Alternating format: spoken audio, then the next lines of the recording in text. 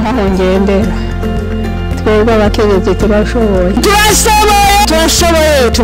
tukaba dushoboye kwa kila kintu turashoboye abakenyezi.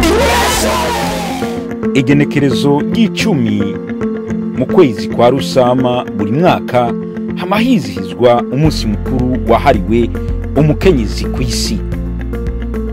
Abakenyezi canke abavyeyi basanzwe baba mu gisagara ca Houston, Texas bavuze bati aho vyakagendeye natwe uwo munsi mu mwaka wa 2015 dukeneye kuwizihiza duteguye igikorane cy'akataraboneka tuzokwitirira canke cyitwa abakenyezi turashoboye.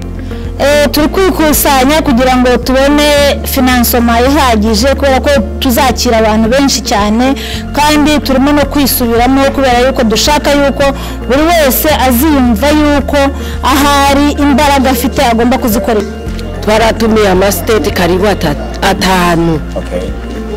Bose twarabahaye agakaratasi. Twifuza n'abandi tutahaye ubwo bukaratasi barosike kuri uwo munsi baze kuraba igikorane kiri muri Houston. Muri ico gikorane akaba ari gikorane bavuga bati natwe kuva aho twashikiye muri Leta Zunze Ubumwe za Amerika hama habaye ibikorane bikorwa n'amasengero atandukanye mu mastate atandukanye mu masiri atandukanye kenshi bikaba birongorwa cyangwa bihagarikirwa n'abashinga ntahe abakozi b'Imana abapasiteri n'abarimu. No mwaka hoho bavuze bati natwe dukenera kubereka ko dushoboye. Jewe nibonye uko kubera twebwe turanyanyashwa n'abagabo. Umva turanyanyashwa kubera na igikorani cyose kiba ngaha na mugore atanga ubutumwa. Natwebwe tugomba iki gikorani abagore nibo barotanga ubutumwa no kuhagarara ishengero gukora ibikorwa byose.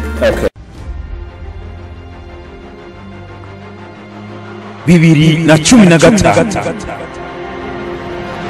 umwaka wo guhuza uko unyibaza ko siko ni fata akanya igeko uzomenya uwo ndiwo.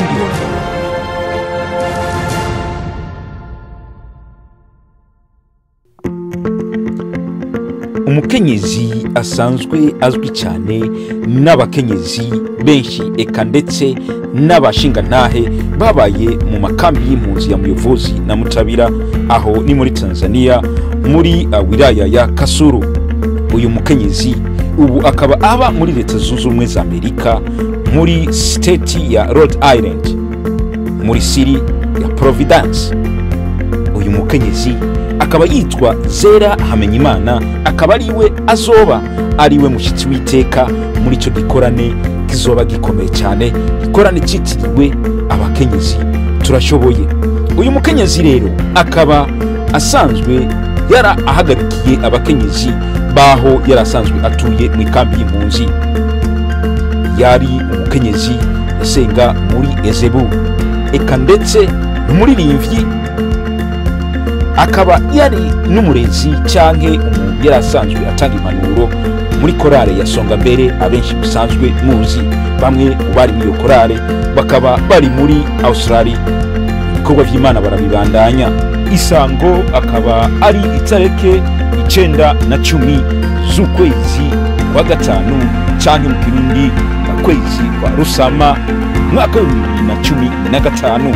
Ubwo rero ukaba uhawe kaze kuza gutera intege abavyeyi bacu abamama bashikacu eka ndetse n'abakozi b'Imana b'abakenyezi. Ibuka ikivugo cyabo bavuga bati abakenyezi turashoboye.